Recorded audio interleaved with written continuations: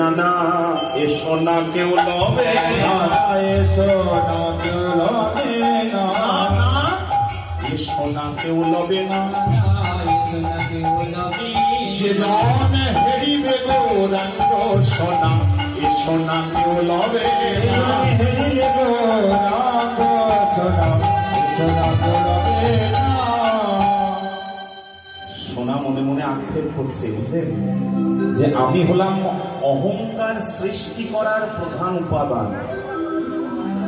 ভালো করে বিবেচনা করে দেখুন, ভালো করে বিবেচনা করে দেখবেন।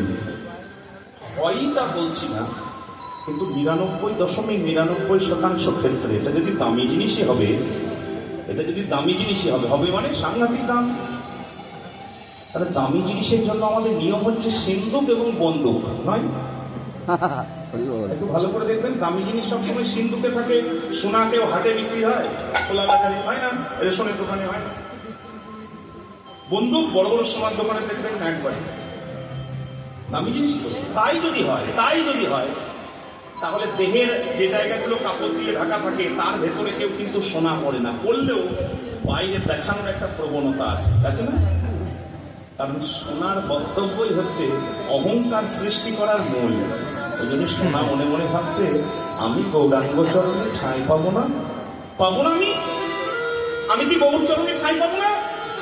খুব ভাবিয়া বড় মনস্তাপে, মনস্তাপ মানে মনে খুব কষ্ট হয়েছে, বুঝলেন, আমি ঠাঁই পাবো না।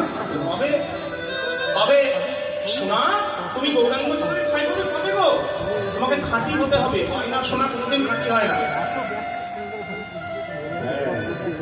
একটু অবশ্যই জেনে নেবেন, গয়না সোনা খাঁটি হয় না, কারণ ডিজাইন করতে গেলে তাকে খুব খাদ দিতে হবে।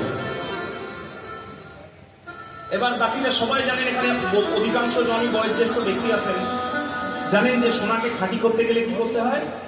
পোড়াতে হয়, গলাতে হবে, গলাতে মানে পোড়াতে হবে। পুড়ে সোনা খাঁটি হয়।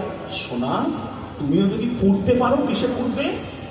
তুমি যদি অনুশোচনার আগুনে পুড়তে পারো, তুমি যদি অনুতাপের আগুনে পুড়তে পারো, পুড়ে জীবনটাকে যদি ওই নিখাদ সোনার মতন করতে পারো, আমরাও